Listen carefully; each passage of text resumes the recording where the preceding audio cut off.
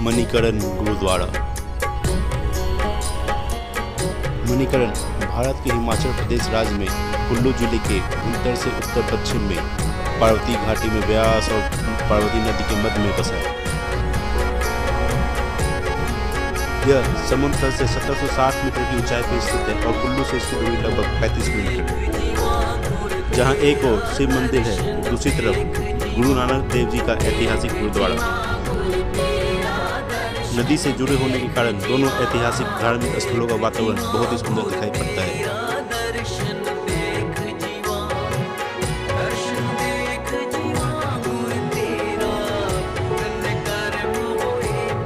यहाँ मंदिर व गुरुद्वारे के विशाल भवनों से लगती हुई बहती है पार्वती नदी, जिसका वेग रोमांचित करने वाला होता है। एक तरफ नदी का पानी बर्फ के समान ठंडा होता है और दूसरी तरफ नदी के दाहिनी ओर गर्म जल से उबलता स्रोत नदी से उलझते हुए दिखाई देता है। जन्म सखी और ज्ञानी ज्ञान सिंह द्वारा लिखित त्वारिक गुरु खालसा में इस बात का उल्लेख है कि गुरु नानक ने भाई मर्दाना और पंच प्यारे के साथ यहाँ की यात्रा की, इसलिए पंजाब से बड़ी संख्या में लोग यहाँ आते हैं।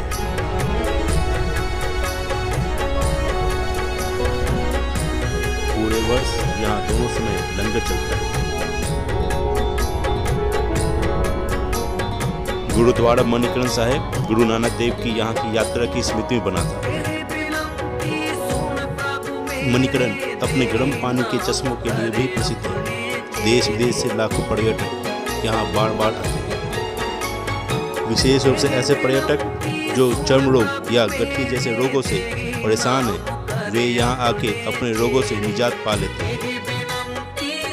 ऐसा माना जाता है यहाँ उपलब्ध गंधकयुक्त गर्म पानी में कुछ दिन स्नान करने से ये बीमारियाँ ठीक हो जाती हैं।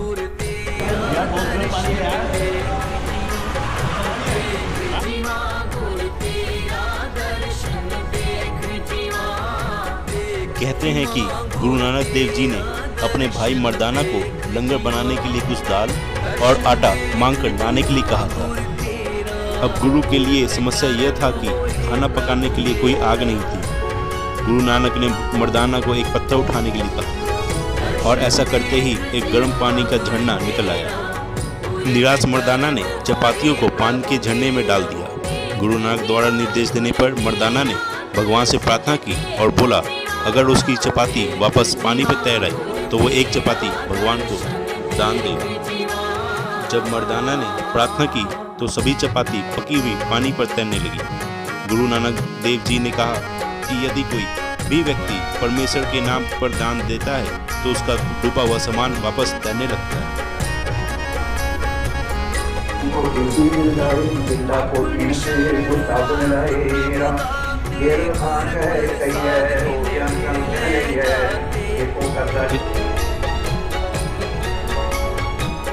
इन्हीं गर्म चश्मों में गुरुद्वारा के लंगर के लिए बड़े बड़े गोल बर्तन में चाय बनती है, दाल व चावल पकते हैं।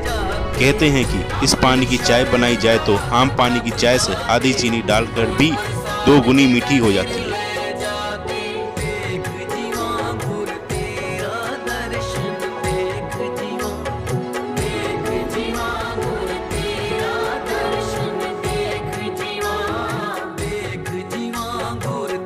पर्यटकों के लिए सफेद कपड़ों की पोटली में चावल डालकर धागे से बांधकर बेचे जाते हैं। विशेषकर नव दंपत्ति इकट्ठे यहाँ धागा पकड़कर चावल उबालते हैं।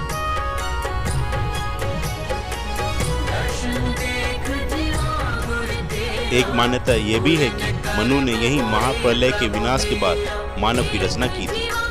कहा जाता है कि कुल्लू के राजा ने अयोध्या से भगवान राम की मूर्ति लाकर यही स्थापना की थी। यहाँ पर भगवान राम, भगवान कृष्ण, भगवान विष्णु और भगवान शिव के मंदिर हैं। हिंदू मान्यताओं में यहाँ का नाम इस घाटी में शिव के साथ विहार के दौरान माता पार्वती के कान की बाली खो जाने के कारण पड़ा। चलिए अब आपको इसके पीछे पौराणिक मान्यताओं को बताते हैं। पौराणिक मान्यताओं के अनुसार मणिकरण ऐसा सुंदर स्थान है जहाँ भगवान शिव और माता पार्वती ने करीब 11,000 वर्षों तक तपस्या की थी। माँ पार्वती जब जल क्रीड़ा कर रही थी तब उनके कान में लगे आभूषण की दुर्लभ मणि पानी में गिर गई थी। भगवान शिव ने अपने गणों को इस मणि को ढूंढने के लिए कहा, लेकिन तमाम कोशिश करने के बावजूद भी मणि नहीं मिली। इससे भगवान शिव बेहद क्रोधित हुए। यह देख देवता भी कांप उठे। भगवान शिव का ऐसा क्रोध बढ़ा कि उन्होंने तीसरा नेत्र खोल लिया, जिससे एक शक्ति पैदा हुई। उसका नाम नैना देवी पड़ा। नैना देवी ने बताया कि दुर्लभ मणि पाताल लोक में शेषनाग के पास है, और सभी देवता शेषनाग के पास गए और मणि मांगने लगे।